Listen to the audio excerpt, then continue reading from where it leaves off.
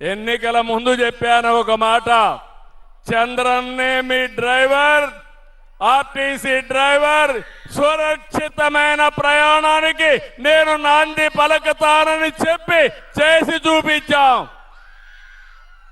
ఇప్పటికి మీరు చూస్తే 50 కోట్ల మంది ప్రయాణం చేశారు. అంటే ఒక్కొక్కరు 10 రోజులు 20 రోజులు వెళ్ళారు. అన్ని దేవాలయాలు కిటకిటలాడుతున్నాయి. ఒకప్పుడు తల్లిని చూడాలంటే చాలా శ్రమ ఉండేది. ఇప్పుడు ఎవ్వరి పర్మిషన్ అవసరం లేదు.